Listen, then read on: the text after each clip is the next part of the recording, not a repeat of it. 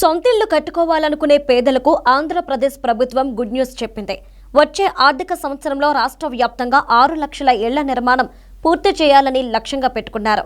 ఇందుకోసం బడ్జెట్లో 6,357 కోట్ల రూపాయలు కేటాయించారు. ఇప్పటికే నిర్మాణంలో ఉన్న ఇళ్లను పూర్తి చేసి లబ్ధిదారులతో గృహప్రవేశాలు చేయించే విధంగా ప్రణాళికలు రూపొందించారు.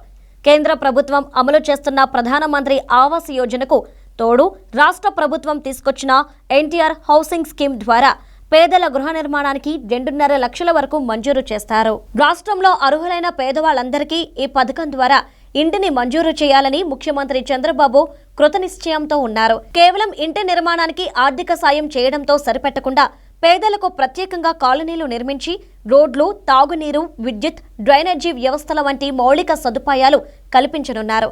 అదేవిధంగా నిరుపేదలకు ఆర్థిక భారం తగ్గించేందుకు సిమెంట్, ఇటుకలు, స్టీల్ వంటి నిర్మాణ సామాగ్రిని తక్కువ ధరలకే అందజేస్తారు. పారదర్శకమైన విధానం ద్వారా పథకం నిధులను నేరుగా లబ్ధిదారుల ఖాతాలో జమ చేసేలా చర్యలు తీసుకుంటారు. ఒకేసారి 6 లక్షల ఇళ్ల నిర్మాణం ద్వారా పేదలకు గూడు దొరకడమే కాకుండా రాష్ట్ర ఆర్థిక వ్యవస్థ కూడా బలోపేతమవుతుంది.